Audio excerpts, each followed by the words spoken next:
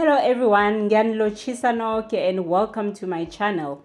You probably heard the saying, your network is your net worth.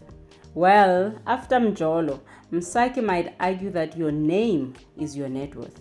She recently appeared on Relebogile Mabotja's podcast, where she opened up about what led her to take a long hiatus from performing and how she lost about 10 million rands after being called a homewrecker.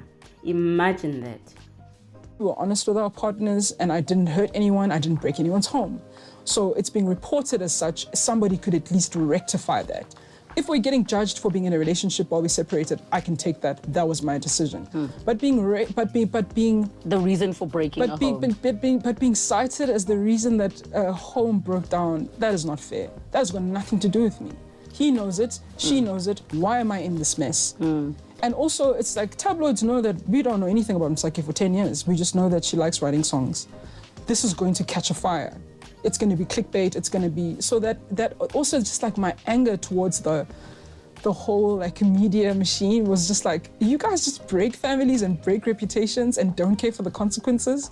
I even explored my options in terms of like suing them. And I went through so many things, you know, and obviously like, a lot of people stuck with me and a lot of brand relationships, a lot of personal relationships that had so much support. But there's some people that were like, you know, I lost a lot. I lost like a lot that can be quantified that I know of that was in my hands at least 10 bar that just, you know. So 10 million rands that you lost in the period of how long? 2 months, 3 months. And also some of them was like, because the thing starts affecting my momentum as an artist and my ability to even have energy to do those 7 shows I was doing in one weekend, we started, you know, pulling back on some shows. If they hadn't paid a deposit, I cancel it. If I just started returning, because now there's this other thing to deal with that's taking me away from the essence of why I'm here, which is my art. And I'm getting angry about it. And then we're still trying to be in this relationship where I'm trying to understand, like, okay, your choice is not to speak to media, you know. What was he saying, though, about the impact it was having on you?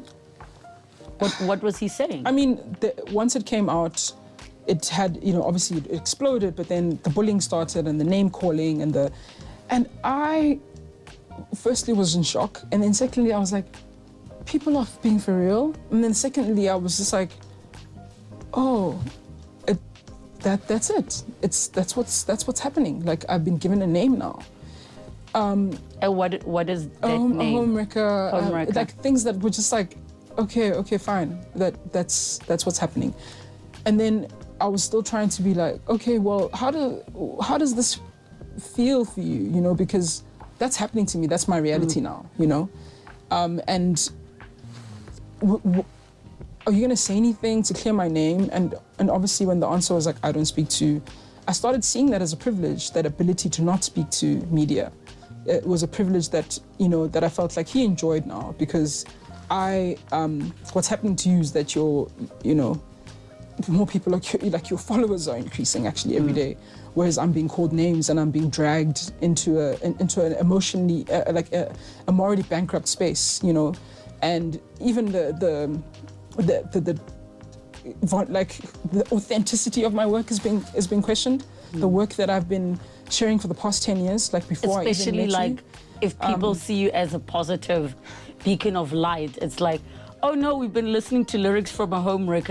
It can't match up. Is that what you mean? Yeah, I mean, like my integrity being questioned, and, you know, when I'm supposedly sharing from an authentic space, I found it a bit unfair.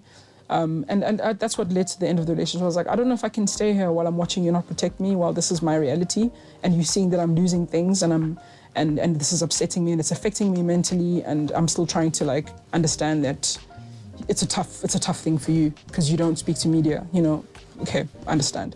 I might have to think about how I speak to it because it's ruining my life, actually. For a bit of background, back in 2022, Msaki was accused of having an affair with Smash Africa. At that time, Sunday World reported that Gifilwe, who is Rami Chweni's daughter, found a picture of Smash and Msaki kissing, along with letters from Msaki professing her love for him. After being dragged on social media for being a homewrecker, Msaki ultimately took a long hiatus from social media and performing. Now, in an intimate conversation with Relebogile, Msaki recently opened up about the relationship that branded her as a homewrecker. She shared that her 10-year marriage had ended, and while separated and navigating the long divorce process, she met Smash, who was also said to be going through a separation. As their friendship turned into romance, Msaki informed her estranged husband, while Smash assured her that he had also informed his estranged wife about their relationship. So Msaki was under the impression that they're all on the same page and there's transparency, until she started trending on social media as a homewrecker. The explanation that Msaki got was that Smash and his estranged wife were still sharing an app that possibly tracked his location, so she always knew where he was. She then eventually broke into his place in his absentia and found a picture of him with Msaki, along with a love letter which was later leaked to social media. What made matters worse was that Smash stayed silent the entire time, whilst Msaki was being dragged and losing deals. He never bothered to clarify that they were both separated, allowing the narrative to spread that she knowingly dated him as a married man and wrecked his marriage to Gefile. You're separated, on the way to divorce, and now you're seeing one another. You've told your ex, oh, I'm seeing someone, and your assumption is that he would do the same? Well, he said that he did, and described the day that it happened, I was told. Yeah, I mean, I've later learned that that conversation, wasn't about just saying there was because my assumption and my understanding and what I was led to believe was that when we started seeing each other, he was separated, but the conversation of the divorce and the initial movement towards that had a date. They weren't living together for months, and they were, moving the child between each other. So and just to clarify, because I think that's such an important thing to note, is at the time you came into the picture with the train already moving. Yeah. The divorce train is already moving. They hadn't been living together. Yes. There's a court, a relationship with the court. There's a child custody matter that's in place. And part of my sensitivity also in, whether I was going to clear my name by using facts and dates and all that stuff was because of a sensitive issue, that there's a whole, the child involved. Yes. And there's a sensitive family law matter here. And so, yeah. So then, okay, so now this is happening. In your mind, there's nothing wrong with what you're doing. Absolutely. So that's why you went in with a free and open heart. Absolutely. And you weren't going public about it because you never do that anyways. I mean, we were out and about sometimes. I don't think South African journalists get paid well enough to be investigative journalists, To go and check who's got botanical gardens. We were hanging out. We were kind of, taking it easy also because I am a private person, but also knowing that I went to go see him at his radio show a few times. There was nothing hidden or, it was just really we're living our lives. Yes, it's a gray area because we're in sensitive times, but honestly, it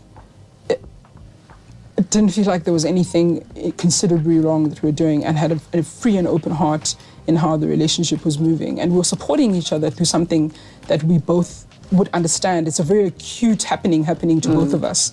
And at that time, it even felt like a godsend. Oh, you know what I'm going through. I know what you're going through. At least we can go through it together. Yeah. I don't know for sure, but it just seems like Smash was making a moo out of Msaki. Our girl was out here thinking they're on the same page. Hence, she was visiting him confidently at his radio station and hanging around with him publicly. But it seems like honesty and transparency was one-sided. That's why it was difficult for him to make a statement or defend her. Anyway, I'm glad Msaki took that hiatus and she's back in one piece just in time to celebrate 10 years in the music industry. Let me know what you think down below. Thank you so much for watching. Bye.